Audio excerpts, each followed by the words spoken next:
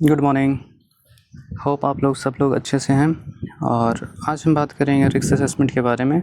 Risk assessment होता क्या है और रिस्क असेसमेंट को करते कैसे हैं, कहाँ कहाँ रिस्क असेसमेंट की ज़रूरत हमें पड़ती है और रिस्क असेसमेंट से कैसे हम वर्क प्लेस पे इंसिडेंट, एक्सीडेंट और हैज़र्ड्स को कंट्रोल करते हैं।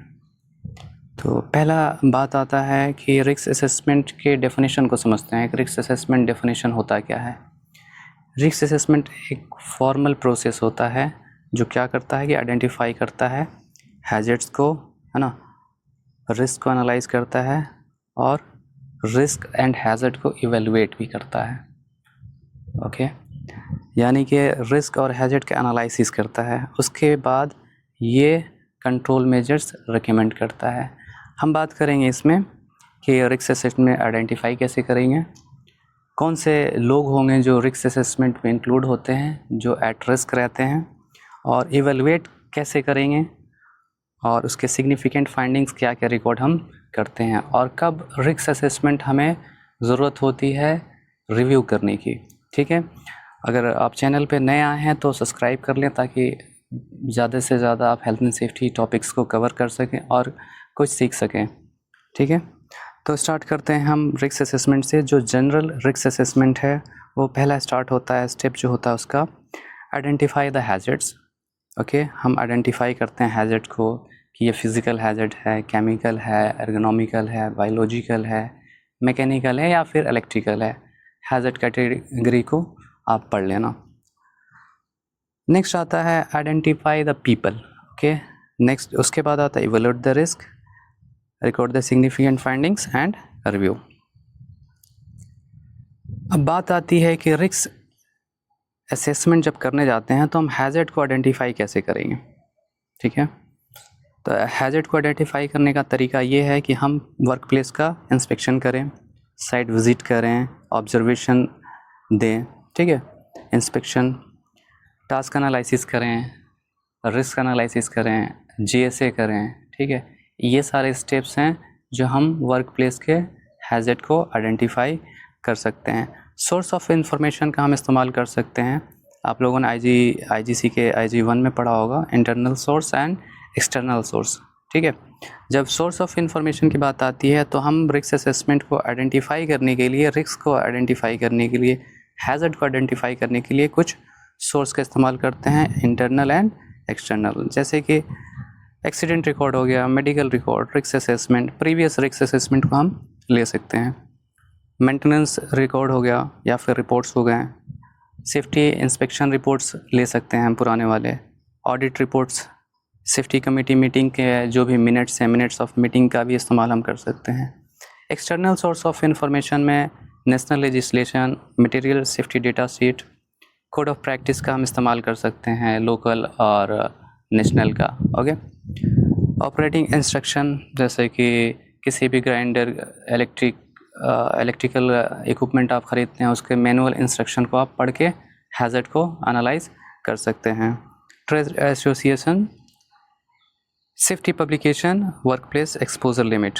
ओके, ये सारी चीज़ें हैं सोर्स ऑफ इंफॉर्मेशन में जो हम आइडेंटिफाई करते हैं। लेजिस्लेशन हो गया कि लोकल लॉज हो गई, उनके क्या कानून हैं और किस नियम को और किस रूल्स को कंपनी ब्रीच कर रही है फॉलो करने से। ठीक है, लेजिस्लेशन। मैन्युफैक्चरर इंफॉर्मेशन में वही हमने जो बताई है कि आप मैनुअल पढ़ सकते हैं कि इस कंपनी ने मैनुअल इंस्ट्रक्शन पढ़ सकते हैं आप। ठीक है, कोई भी प्रोडक्ट बनता है तो उसके कुछ इन्फॉर्मेशन होते हैं जो उस प्रोडक्ट के लिए कंपनी छाप के रखती है या फिर प्रिंट करके या मैनुअली वो डिस्ट्रीब्यूट करती है या देती है। इंसिडेंट डेटा, कंपनी के पुराने कितने इंसिडेंट हुए हैं उस डेटा को एनालाइज करके आप हैज़र्ड को आइडेंटिफाई कर सकते हैं कि हमारे वर्क प्लेस पे कितने हैज़र्ड है, कितने रिस्क हैं, how we are going to control. ठीक है, नेक्स्ट आता है पीपल एट द रिस्क। हम रिस्क असेसमेंट जब बनाते हैं तो इन चीज़ों का ज़रूर ख्याल रखना पड़ता है कि जब हम रिस्क असेसमेंट बना रहे हैं तो वैसी कौन सी ग्रुप हैं जो मेनली अफेक्ट हो रही हैं हैज़र्ड से या फिर वर्क प्लेस रिस्क से। इसमें आते हैं हमारे वर्कर, ठीक है, ऑपरेटर्स आते हैं, staff, maintenance staff, managerial level, जैसे कि हमारे कौन से ग्रुप हैं, मैनेजर हैं कि सुपरवाइज़र हैं जो उस काम से अफेक्ट हो रहे हैं। एग्ज़ाम्पल ले लो कि अगर वेल्डिंग का काम चल रहा है और उस एरिया में सिर्फ वर्कर हैं, फैब्रिकेटर हैं एंड सुपरवाइज़र हैं, तो जाहिर सी बात है वहाँ मैनेजर इफ़ेक्ट नहीं होंगे, क्योंकि वो विज़िट जो है वो हफ्ते में एक बार करेंगे, तो वहाँ पे रिस्क जो रेटिंग है कम है मैनेजर्स के लिए। तो हम मान के चलते हैं कि supervisors, fabricators and workers affect होंगे। तो हमने ग्रुप ऑफ पीपल आइडेंटिफाई कर लिया। मेंटेनेंस स्टाफ, देखें कि उस एरिया में जहाँ पे रिस्क हम असेस करने जा रहे हैं, उस एरिया में कौन कौन से पीपल हैं, कौन कौन से लोग हैं जो काम करते हैं और मेनली हाँ वो अफेक्ट होने जा रहे हैं। एग्ज़ाम्पल ले लो कि आप जाते हो एक्सकवेशन एरिया में और आपने वहाँ जाके लिख दिया है कि वहाँ हाउस कीपर अफेक्ट हो रहे हैं, तो that is not relevant risk assessment. Okay, वो आपका रेलिवेंट नहीं होगा, क्योंकि एक्सकवेशन जब आप काम कर रहे हैं, एक्टिविटी हो रही है, तो वहाँ पे वर्कर्स, सुपरवाइजर्स, ऑपरेटर्स, है ना, इंजीनियर्स, ये अफेक्ट होंगे स्पेशली जो जेन्युइन है। नेक्स्ट बात आती है विजिटर्स, मेंबर ऑफ पब्लिक। इन चीज़ों को हमें कंसीडर करना पड़ता है अपने रिस्क असेसमेंट में, ताकि हमारा जो रिस्क असेसमेंट है वो फैक्चुअल कैसे हो, जेन्युइन कैसे हो। थर्ड आता है हमारा इवैल्यूएट करना, किसी भी रिस्क का मूल्यांकन करना, कि उसके एनालिसिस करना, है ना। तो एनालिसिस करने के कुछ यहाँ डेटा हैं, मैं एक्सप्लेन करूँगा। जब हम रिस्क एवैल्यूएट करते हैं तो जाहिर मेनली जो फोकस करते हैं वो लाइक्लीहुड इनटू कंसीक्वेंसेस या फिर सिवेरिटी पे फोकस करते हैं, ठीक है। यानी कि प्रोबेबिलिटी एंड सिवेरिटी का मतलब समझ के चल सकते हैं कि कंसीक्वेंसेस, ठीक है। अगर मान लीजिए कि किसी काम को करने जा रहे हैं, उसकी संभावना ये दिख रही है कि यहाँ पे रिस्क ज़्यादा है, कम है, उससे ज़्यादा है या हाई है, हमने एनालिसिस कर दिया। अब उस रिस्क से होने वाले ख़तरे कितने हैं, क्या फैटिलिटी हो सकती है, क्या कोई इम्पैक्ट नहीं पड़ेगा, क्या यहाँ पे फर्स्ट एड हो सकता है, क्या हॉस्पिटलिटी हो सकती है या फिर डिसेबिलिटी हो सकती है, इन चीज़ों का एनालिसिस करेंगे। एग्ज़ाम्पल ले लेते हैं, अगर हमने देखा है कि डैमेज केबल है अगर वर्क प्लेस पे, तो हम रिस्क रेटिंग निकालेंगे कि इससे क्या क्या इम्पैक्ट हो सकता है। तो जाहिर सी बात है फर्स्ट एड केस हो सकता है, लॉस्ट टाइम इंजरी हो सकती है, LTI हो सकता है और फैटिलिटी भी हो सकती है। डिपेंड करता है कि उसकी लाइक्लीहुड कितनी है, ठीक है।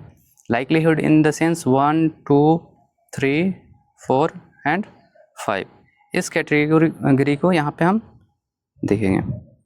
अगर वो लाइकली है तो हम 4 रख लेते हैं, ठीक है। और अगर सिवियरिटी उसकी हाई है यानी कि डिसेबिलिटी जो है हो सकती है, तो 5 कर देंगे।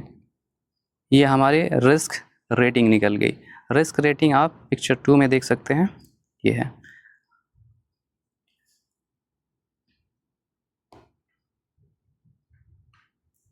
अब इवैल्यूएशन का मतलब ये समझेंगे कि इवैल्यूएशन एक्चुअल मतलब क्या है। किसी भी रिस्क को एनालिसिस करने का मतलब ये इवैल्यूएशन होता है, ठीक है। मूल्यांकन करना कि ये हाई है, लो है, मीडियम है या कम है, इसकी ज़रूरत है भी या नहीं है साइट पे, या इस पे कंट्रोल लेने की ज़रूरत नहीं है कि नहीं है। ओके, रिस्क असेसमेंट जो है जब हम इवैल्यूएट करते हैं तो कंट्रोल करने के लिए हायरार्की ऑफ कंट्रोल का हम इस्तेमाल करते हैं। आप लोगों ने पढ़ा होगा पहले भी कि हायरार्की ऑफ कंट्रोल क्या होता है। किसी भी रिस्क को क्या हम एलिमिनेट कर सकते हैं, क्या उसके बजाय कोई दूसरा सब्स्टिट्यूट इस्तेमाल कर सकते हैं ताकि वो रिस्क कंट्रोल हो सके, हैज़र्ड कंट्रोल हो सके। क्या हम इंजीनियरिंग कंट्रोल ले सकते हैं जब हम रिस्क असेसमेंट प्रिपेयर कर रहे हैं। एडमिनिस्ट्रेशन कंट्रोल ले सकते हैं और PPE जो है वो लास्ट है।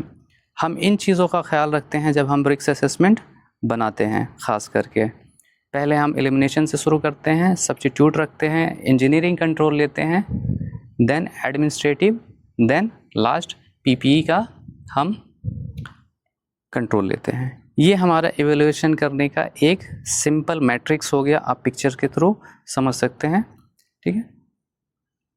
अब बात आती है कि सिग्निफिकेंट फाइंडिंग्स क्या होती है। सिग्निफिकेंट फाइंडिंग्स में हम क्या क्या चीज़ें हैं जो रिस्क असेसमेंट कंप्लीट होने के बाद रिकॉर्ड करते हैं, ठीक है। तो पहला है कि रिस्क असेसर का नाम, कि ये रिस्क असेसमेंट किसने बनाया हुआ है ना। रिस्क असेसमेंट किसने बनाया, एग्जाम्पल ले लो, कौसर आजम ने ये रिस्क असेसमेंट बनाया हुआ है, prepared by Kausar Azam. Activity, location, equipment, कौन कौन से इक्विपमेंट्स यूज़ होंगे जब आप रिस्क असेसमेंट आप बना रहे हो, उस एरिया का क्या क्या यूज़ हो रही है, जैसे कि एक्सकवेटर यूज़ हो रहा है, ठीक है, ड्रिल मशीन हो रहा है, ग्राइंडर मशीन हो रहा, एक्सेट्रा। ये सारी चीज़ें सिग्निफिकेंट फाइंडिंग्स में आएगी जो लोकेशन, किस एरिया के लिए आप रिस्क असेसमेंट कर रहे हो। एग्जांपल ले लो, हम सऊदी के लिए करते हैं या दुबई के लिए, UAE location Z, zone 1, etc. Estimation, value, evaluation of the risk assessment controlling the measures. Okay, इसका मतलब ये हो गया कि आप जब रिस्क असेसमेंट कंट्रोल कर रहे हो तो उसकी एस्टिमेशन क्या है, इवैल्यूएशन कैसे होंगी, ये लास्ट वाले में हमने आपको समझाया हुआ है। और कब कब हम रिव्यू करेंगे,